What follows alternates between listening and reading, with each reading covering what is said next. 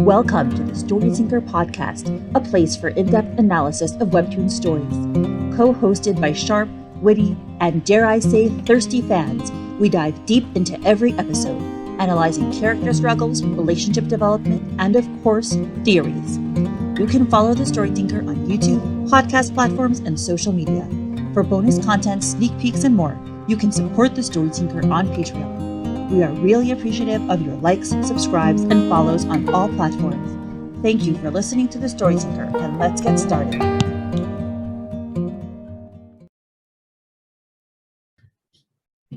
Hi, everyone, and welcome to episode 47 of the Purple Hyacinth podcast on The Story Tinker, Foul Foe. And we are here with Fwoot and Ocean. And Ocean, this is her first time on the podcast. So would you like to say something about yourself? Yeah, sure. My name is Ocean. I first found this podcast through Girl Wonder, Joe Rochelle, and I just thought that what you said was so awesome about actually realizing things and not just having dreams and putting it to action. So this is me putting it to action. I've always wanted to go on a podcast, and I just thought that was so cool. So thank you for having me. That's so nice to hear. I love that. It's honestly one of the biggest lessons I learned in my life, and I'm normally not like a fearful person or a timid person, but I was proud that I made that step. Like, it wasn't necessarily easy. It was a choice. So I'm so happy to hear that you also decided to do that. That's wonderful. Yeah. And yeah, welcome. Thank you. All right. So the episode starts out with Lauren adjusting her tie, getting ready for work in the morning. And she's looking herself in the mirror, and clearly she sees the effects of episode 43. And, we see some bruises on her neck. She has rings under her eyes, but honestly, she always has rings under her eyes. Maybe she was just even more sleepless than usual. So, she's noticing that. She takes some makeup and uses it to conceal it. She lets down her hair also to, mask any bruises that she has. So delightful, right? I mean, this is sadly a reality for people who, get abused. So yeah, sad to see it. Yeah, this opening sequence shows us how Lauren is still definitely coping or trying to process what was going on a few episodes prior, the climax of the season. And she is still dealing with her own emotional fallout from that as well. And you can tell because, the bags under her eyes are more pronounced. And we know Lauren's tired because she does not sleep, but I don't think we've seen her often with actual eye bags. Yeah, so I agree. I mean, I'm sure that she probably stayed up later than usual ruminating. So now she heads down the steps. Hold on, sorry. And she sees Uncle Tristan eating breakfast, and he has quite a lavish spread in front of him, which we have not seen this before in the episode. So as soon as I saw this, I kind of was suspicious and his behavior. But anyway, we'll talk about that in a second. She has, there's blueberries, there's fruits, there's pancakes, there's coffee and croissants. And she's like, "Oh, hi, good morning, Uncle. I didn't expect to see you here so late." So he apparently leaves early in the morning. And Tristan just gives this cute little boy smile. He's like, "Oh, when Lucy told me she'd make pancakes this morning, I couldn't resist." And she's like, "Huh, understandable." And it's been a while since you've had breakfast at all. You're always running to the police headquarters, especially now. It must be chaos right now after, the Purple Hyacinth has broken into the prison. He says it is, but still not even close to the horror of what happened. Nobody knows where to turn. Maybe that's why I wanted breakfast. And he has that smile again. And Lauren's also smiling, and you can kind of tell she's faking it to try to appear cheery and normal. Honestly, she's more cheery than she usually is. So I feel like it's over exaggerated and not really typical of her. Yeah, it feels superficial. Definitely. And I was wondering too, I don't think that Lauren usually wears her hair down to work. I was trying to look back in the other episodes and she usually has it up. So it's kind of like she's giving away that she's trying to conceal something, just acting very different. Yeah, that's a good point. So now Tristan suddenly gives her like his smile has also been to me pretty fake and like also exaggerated. And I think they're both like faking it. And then Tristan kind of has like his face relaxes back to normal and he looks at her and he looks very concerned. And he asks her, what about you? How are you holding up? And I gotta say, like, this whole behavior to me just felt like he was fishing. And I don't know what's up exactly. I don't know if he knows that Lauren is part of Loon and that she was out last night or whatever. I don't know, but it just seems off.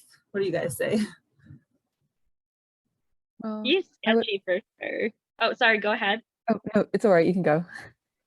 I was just gonna say he's so sketchy. There's one commenter that said he's so sketchy, he's literally in the shade. And I thought that was really funny because yeah, this episode is just full of shadows and it's just a very dark episode overall. I feel like her uncle is like possibly part of the Phantom Scythe or knows that she's part of Loon or something like that, but I just don't trust him as a character. So it's funny because we all distrusted Tristan until now. Actually, I may as well tell you until now we didn't discuss anything past the episode we were reading because I was worried that people were listening to it without having been caught up and wouldn't want to get spoiled. But I just posted an Instagram story asking people, and almost everybody is actually caught up already. So I figure we could talk about what happens in the future. We'll just say spoiler for like the 1% of people who haven't been caught up yet. So yeah, so spoiler people. So everyone was very sus of Tristan until there was that episode with Dakin and Tristan where suddenly Dakin seemed like the sus one and Tristan seemed very innocent and unknowing in that episode. So, but I agree, like it's still in the balance. There's still some evidence that Tristan knows some things. It's weird. Tristan and Herman are the only two like older adults in this series that I trust like 100%. Like I know Tristan seems a little shady, but I would put down my life for this man. Like I can see him being involved in like Snapdragon and him having maybe like I don't know, researched the Phantom Scythe and just like dug up a bunch of history with it.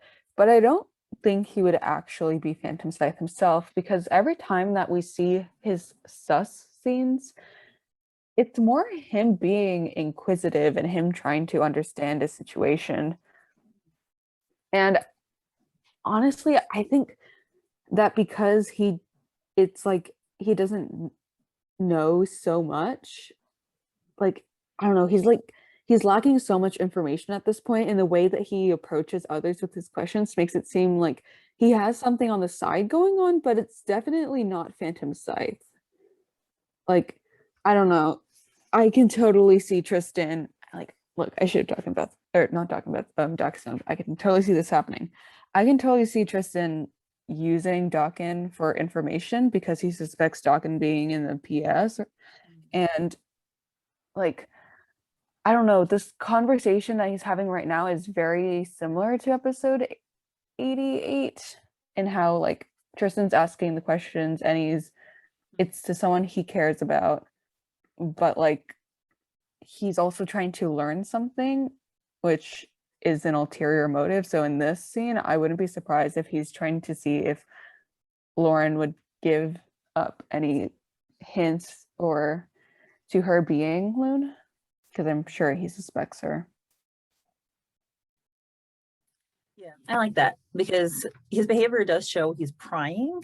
But yeah, like I don't know if we could read from that he's involved in bad activities. I think like it's like what you said that he's just trying to figure things out. That's a very good point. He probably sees Lauren coming home late at night and is trying not to be very forward with it, but also we see this scene, I forget what episode, but he goes into her room and sees that she has everything still up from her past investigation that got her kicked off the detective force. So yeah, that's a really good point. I mean, he's also definitely concerned for her mental health. So I think that there's also an element of that whenever he, inquires about her.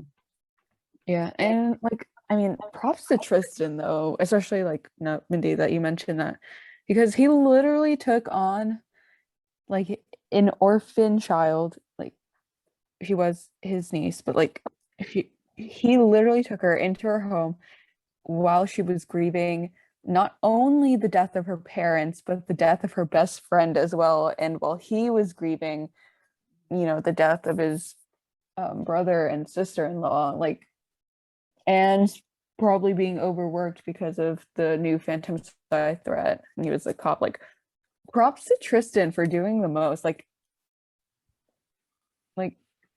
round of applause for him. Yes, he does not get enough credit for like what he did.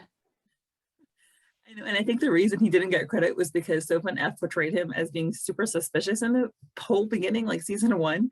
So I think that's why we overlooked that, but I totally agree. Yeah, he's a good person. Let's not be proven wrong. Fingers crossed. Yeah. So Lauren, who has not succeeded in hiding her eye bags, honestly, she's like, oh, sorry, there's a fork in her mouth, and she's like, and let's see, what did you put on that fork? Was that just that blueberry? That was the one thing. I don't see her putting anything on the fork. So actually, could it be that she ate something besides for the blueberry? Because we're always like, oh, she only ate a blueberry. I don't see her sticking the fork into anything, so she must have eaten something else. So blueberry plus. I think it was a blueberry. There's a panel of her eating it. Never mind. It's the one where it's blurred. Tristan. Okay, true. Sorry.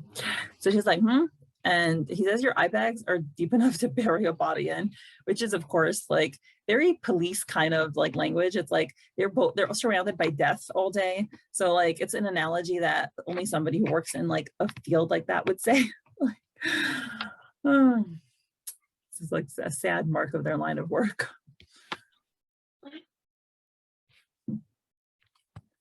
And Lauren's like, well, no offense, but I could say the same about you. And I mean, like, her peppy smile is so over the top. It's like, Lauren, you never smile like this. Like, it's so overdone. Lauren is trying her best. She is trying so hard to fool other people that she is just out of character right now.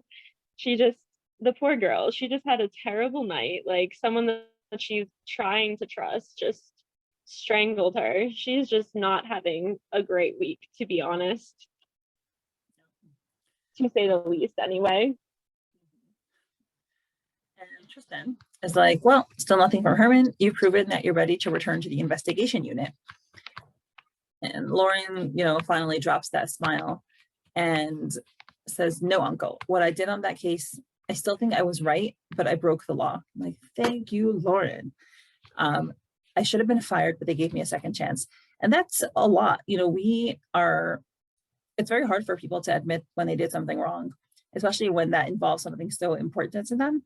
The fact that like she convinced that she's right and that she lost up to a position that meant a lot to her, but she's still able to admit that she made a mistake. And that's wonderful. I mean, that's very admirable. Mm-hmm. I know that's very Lauren. I feel like her uncle offering to help get her that detective position back.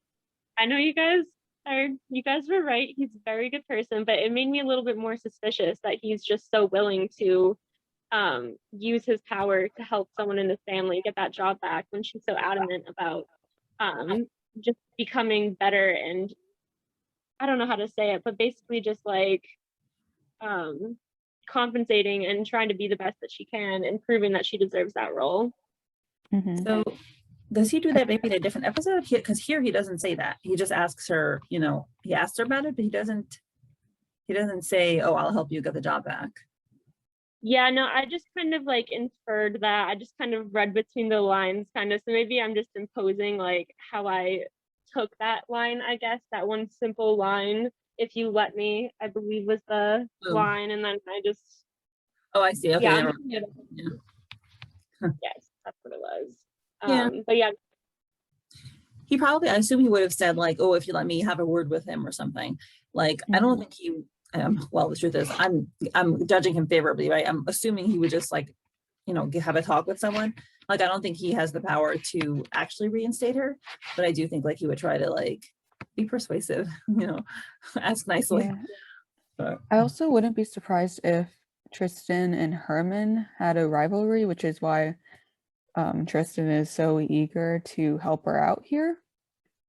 Because like he just doesn't like Herman, because like in the last chapter we found out that not Tristan, that Herman did want to be promoted to chief of police, but instead Tristan was picked over him. So yeah, there could be some rivalry there. I feel like it's more one-sided though. I don't know. Tristan just strikes me as like too good of a person to have a rivalry with Yeah. someone else. That's my thing. Like I like, is he that petty? I need to get on your guys' level. He is a good person. I'm just over here so suspicious. I'm suspicious of everyone in this comic. I'm suspicious of Tristan, of the lamp lady, and the butler. Like I'm they definitely all for the lady A. I totally agree. Like this comic has made us very paranoid. Like we did all the recent episodes, like the 90s. We were like, there was just like betrayal theories everywhere, and like I don't think any of them are panning out. It was hilarious. I was terrifying another co-host. Yes. It was like every week we're like, this is gonna happen, this is gonna happen, this is gonna happen. And like none of it has happened. And like I'm like, okay, we have gone to the point where we are no longer rational. We have been traumatized. No more brain cells left anymore. Only paranoia. Oh goodness. Okay. Yeah, but I'm desperately curious to see like what Tristan will be at the end, but we'll have to wait so long to find out. I swear to God, Tristan, you better not let me down. I'm rooting for you. Even if we find out that he like did something horrible, I bet you we're gonna find out like a really good reason why, or like, and then we're gonna feel, or some reason we have to feel sympathetic for him, and it'll be like we'll be all confused again. He does not seem like the type of person to me to do something immoral without reason or like justification. Yeah, that I agree. Well, as I say all the time, we'll find out. Sorry, I'm good. And so yeah, so Lauren refuses his offer of help. She says, no one did in the case, and I'll continue to demonstrate an exemplary attitude until I deserve to be a detective again without your intervention, which is great also that she just wants to do it the right way and doesn't want extra help. And Tristan's look is so sweet. He's very concerned and very focused on her. And he says, you're the most hardworking person I know, Ren. Just take care. Don't overwork yourself. And yeah, she definitely overworks herself. It must be tough to see someone else, kind of lead an unhealthy lifestyle. And you wish you could help them. But, it's this old adage, like you can lead a horse to water, but you can't make them drink. Like you can't make her go to sleep on time. You can't make her stop obsessing over something that happened 10 years ago. You can't make her like stop feeling all that guilt. He can ask her, he can say it nicely, he can give her some advice, but like can't make someone do things. Yeah, no, that's so true. I feel like a lot of Lauren's unhealthy behaviors and obsessions are really coming to light in this episode. And it's nice to see that she's just not as crazy as Herman tries to make her be. We see later in this, but she sees Tim Sake, and I don't know how to say his name. I feel like there's a debate on how to say his name, but yeah, it's actually nice to see her get confirmation about that later in the episode. I feel like that helps her a lot mentally to know that she's just not making this all up in her head.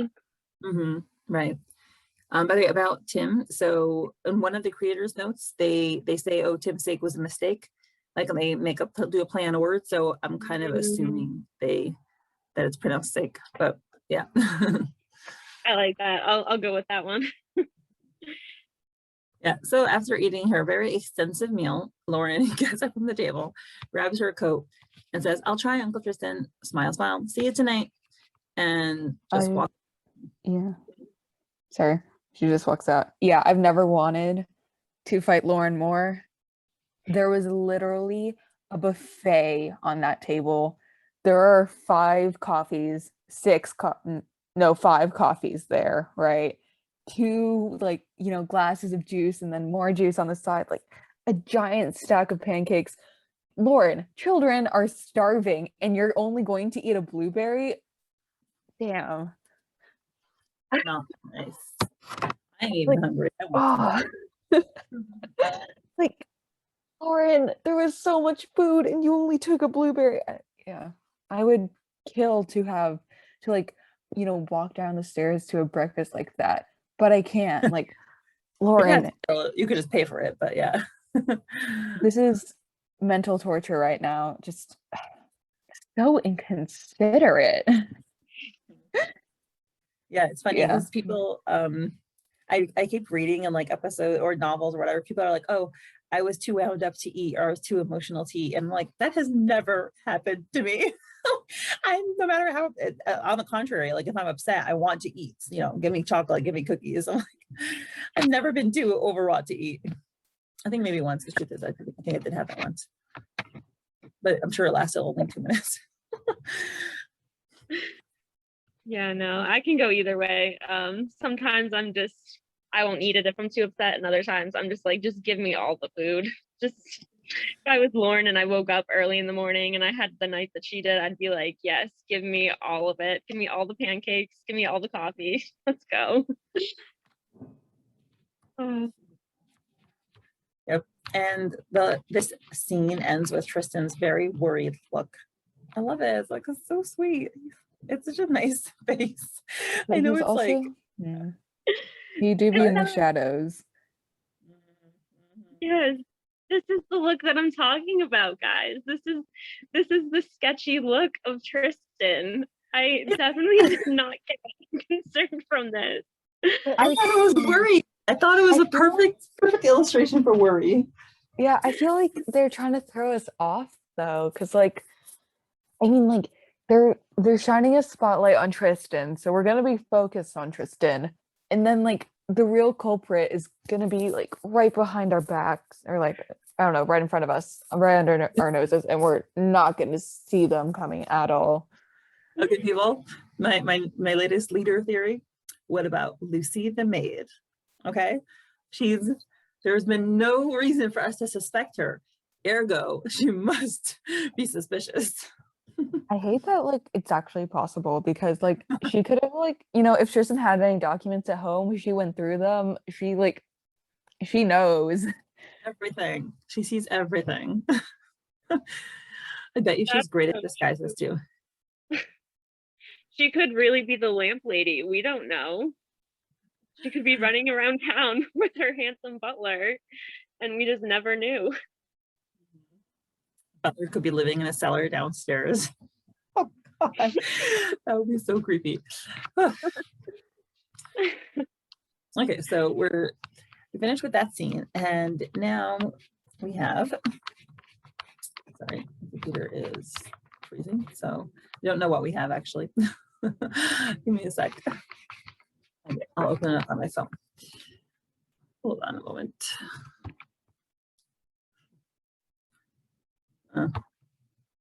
Oops. Sorry.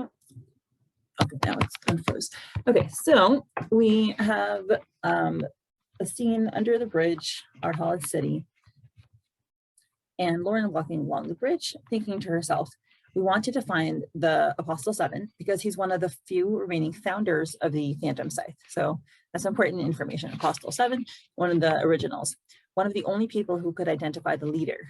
Kieran knew Apostle 7 was directing a weapons import operation for the leader, and that McTrevor was involved. And she flashes back to McTrevor. Then Blakesley, Colden, and finally Flemings. Yet not one of them knew the apostle's identity. Flemings mentioned an associate still overseas. There must be others. Well, why would they know anything more? which is a good point and not very hopeful. And then she thinks back to what they saw in McTrevor's and Fleming's papers, the company seal, the stains on Fleming's clothing, and she also flashes back to that.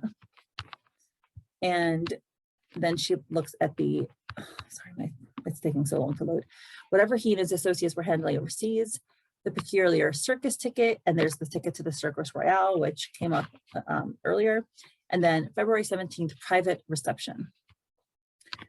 Gosh, I'm trying to remember the circus, the tickets, and February 17th private reception. That's just the invitation to the ball, right? I believe so, yes. Okay. I think the first time I read it, I thought that there was a separate special circus on February 17th. Now I'm realizing it's probably just a separate invitation to the ball. And she says, no letters. Apostle 7 only sent orders via the messenger. The only person who's seen their face. Okay. Kieran said the remaining members will be meeting with the messenger. It's only a few days from now. That's my best shot. My only chance to catch them. But I guess I'll be on my own from now. Yeah, So, I mean, yeah. Oh, sorry. Yeah, that entire sequence was like a recap of season 1, which is to prepare us again for season 2, just like episode 46, yes. Yeah, so episode 45, 46, 47, and kind of 48 are all preparing us and setting up like for season 2. And yeah, Lauren saying that I guess I'll be on my own from now on is going to give us an idea of how Loon will be operating in the next season. Yep. And it's, it's sad because like they did work quite well together and found out a lot of information together in a short time. So it hurts to hear her say that. Huh. So anyway, so she's walking past this factory. We see a chimney stack and smoke billowing out of it. There's ding, thuck. There's scaffolding outside. Oh, I want to say. Yeah. I don't think it's, right now it's not Lauren walking through the factory. It's a like hood figure. But look at the ground. There's one panel of this person's shoes. And it looks like the grime that was on Fleming's coat. Yeah, so that's so funny. This is probably where Fleming's was.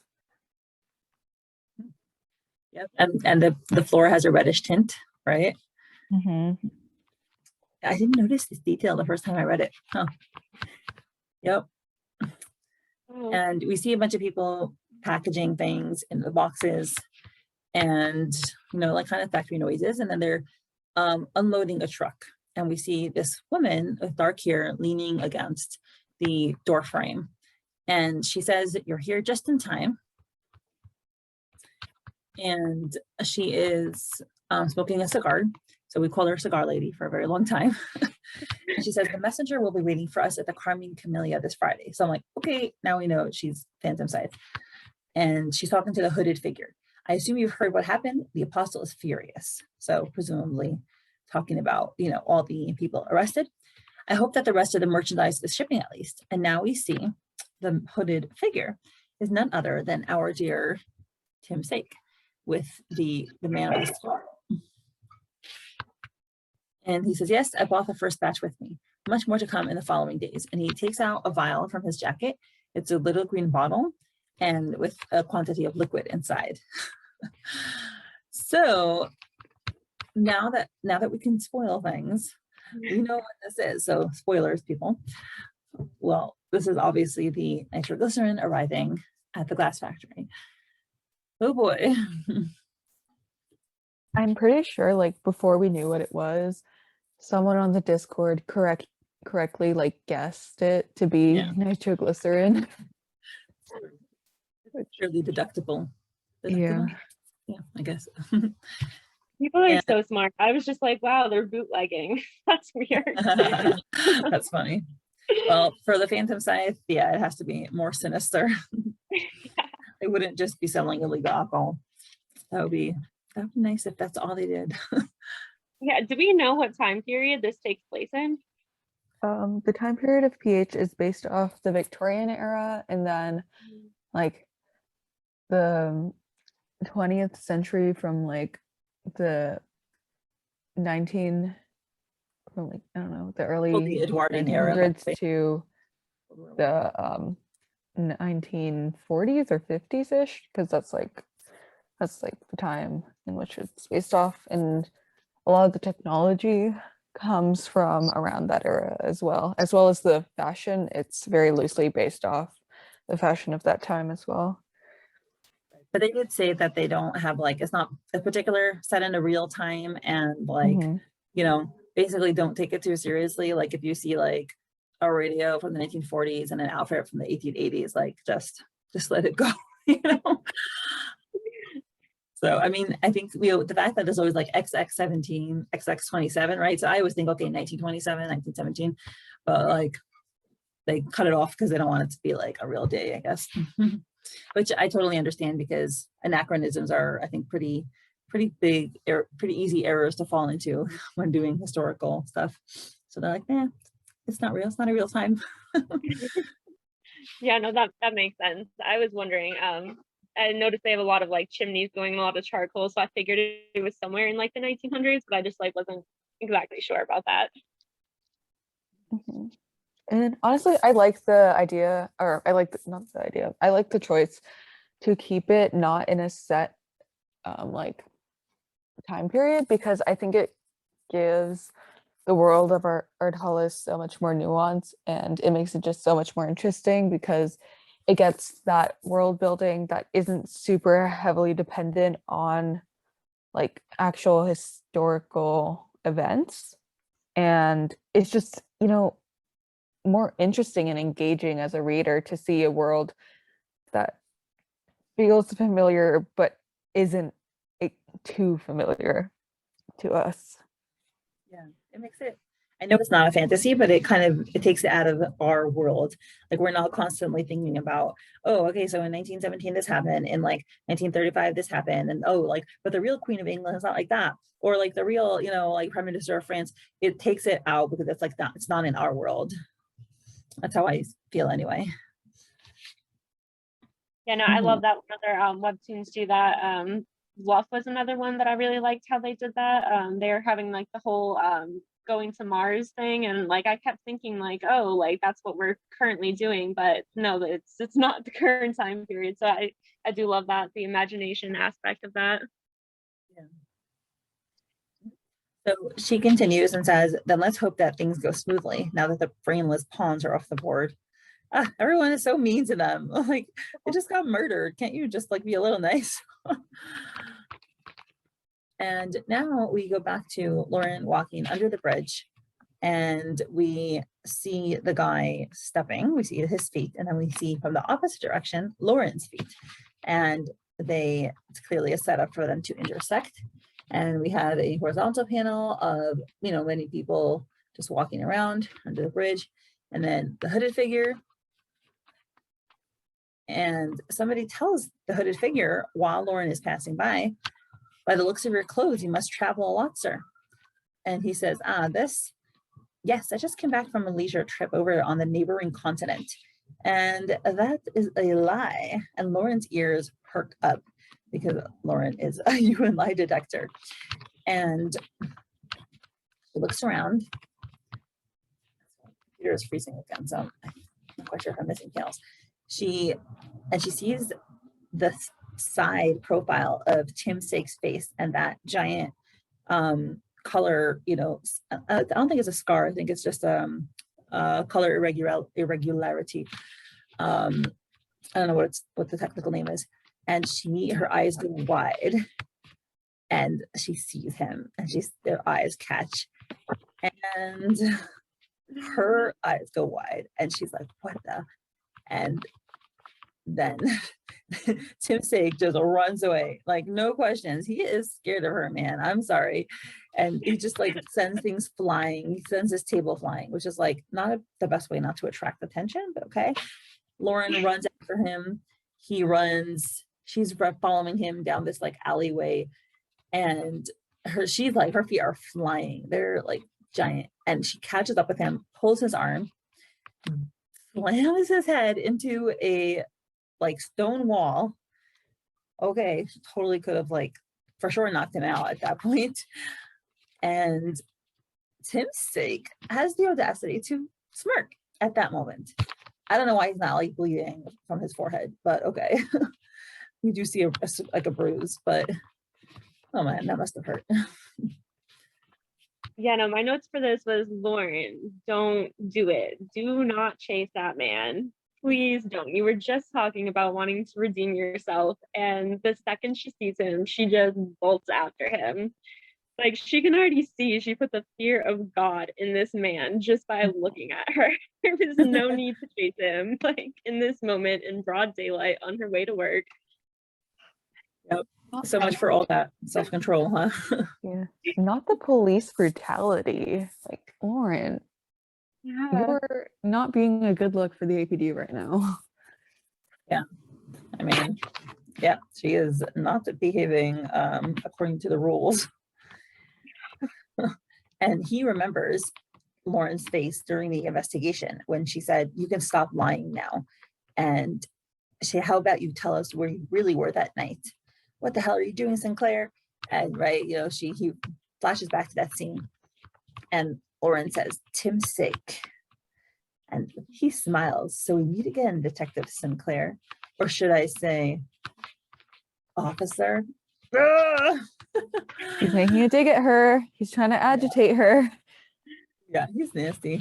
And yes, on Lauren's, the last panel we have is of Lauren's disgusted face.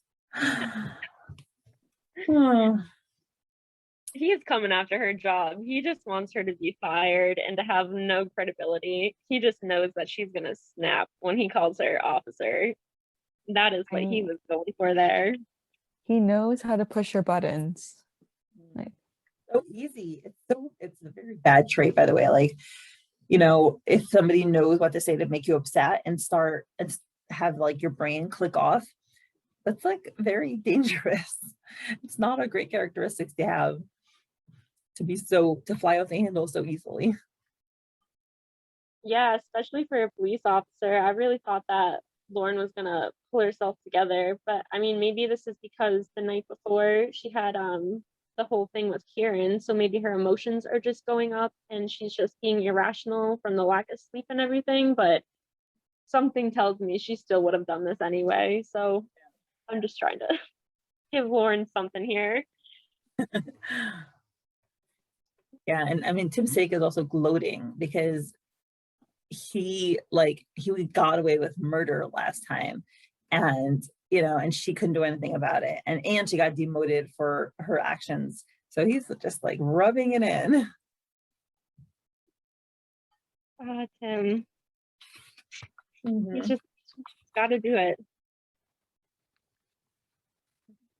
Yeah, not a nice guy either. So actually, the creator's note does say here, "We didn't have a name for Steak for at least 8 months, so we always just called him Mr. Mistake. When we finally had to give him a name, we were too lazy, so we just made an anagram with the words mistake. That's how Tim Steak was born." Well, I guess it doesn't necessarily. I guess it could still be pronounced Saki. They don't say it rhymes. They just say it's an anagram. Whatever. I'm so used to saying Tim Steak. I read it as Saki originally, but... No, that makes sense. I like that little rhyme. Tim's sake is a mistake because he made one here for sure. That is.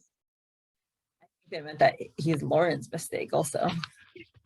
Oh, that's a good one. Yeah, definitely. I thought it was interesting too how he was in the hooded cloak when he really didn't need to be. It was almost like Lauren's shadow coming out in this episode. Like her ghost coming to haunt her. ooh, that's a good observation. Yeah. Yeah, no, I thought it was really funny in this episode. It was almost like foreshadowing that Tim was going to be coming because everything was just so dark, and then ironically, the scene where we see him hooded, everything brightens up a little bit, and he's just the one dark cloaked person in the scenes. I also just noticed, I literally did not notice this before. He has one blue eye and one brown eye. Yeah, I'm gonna post this as like a trivia question because I've literally did not notice this. Oh, that's so interesting. I never noticed that either. Did you notice that, Fwoot? Yeah, I did notice.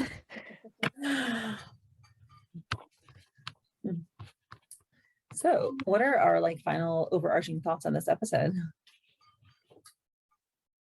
Give Lauren and Tristan a break. Also, Lauren's about to like, mess up big time. And honestly, she kind of has it coming. Like, I mean, she's not, I don't know how much she learned from last time, but bamming, like just smashing someone's head against a wall is not a good sign of you actually, like having a good understanding of what went wrong the first time. Yep, literally just after she told Tristan, "Oh, I'm gonna do the best I can to be the best police officer." Yeah, no. Yeah, that kills me. I was really rooting for Lauren the first time I read this, and I'm like, yes, sis, like do your best, do it on your own. And then she did this, and I'm like, there is truly no hope for you in this moment in time. Like, Lauren, no. But yeah, I'm excited. I have not read the newest episode yet, but I'm excited to hopefully not suspect Tristan as much as you guys, because I got a totally different feeling from that panel. You guys were like, "Oh, he's so concerned," and I'm like, "Wow, look at those eyes. That is a sketchy man right there." So I have to reread this in a different light. Or will be proven wrong, and you will be right. So it really could go. I have no like set vision for what will happen. I have some theories, but I'm like, I have no idea what will happen. So all I it's know fun to is we're theorize. probably. Sorry, what were you gonna say? It is fun to theorize, but yeah, like it could be anything. I mean, the trick to theorizing is to theorize so much that, for every failed theory, because like, you're kind of shooting an arrow in the dark and the target is a very, very small target. Basically, just theorize so much and like just shoot so many arrows that one of them has to hit. It doesn't matter like if 50 of them like did not hit the target. I mean, if one of them hits it, just like improve your chances of being correct with your theories by literally creating a ton of theories. That's so funny. I don't know if you read My Deepest Secret, but not a single one of my theories hit. It just season 2 came and I just threw my list out the window. I was like, I don't know anything. I also have been completely stumped by that, so I agree. I think I'm going to read that one. Yeah, that's a good one. All right. Well, do anyone else have anything to say on the episode before we close out? It was a longer episode than I remembered. I'm just gonna say that. I'm just gonna say, Tristan, you were a sketchy man. Those are my closing words. My final theory. Well, we'll come back and we'll, be able to see who was right. So thank you so much for coming on. Ocean, welcome to the podcast. Be happy to have you again. And yeah, have a wonderful night. You too. Thank you for having us. Yeah, thank you for having us. You're welcome. Have a great night. Bye. Thank you so much to my current patrons: Susie, Lady Libris, Lily, Jenny, Haley, Maria, Molly, Veronica, Emily, Joe, Rochelle, Saucy Talgos, Meg, and Rose, Priya, Alexa, Misty, Laura, Joanne, Patty, Jen, Imelda, Esther, I'm Watching You Towards Poppy Seed, Marie, Jen, Emily, Jean, Jen, Erin, D, and Kay. Your support is truly appreciated.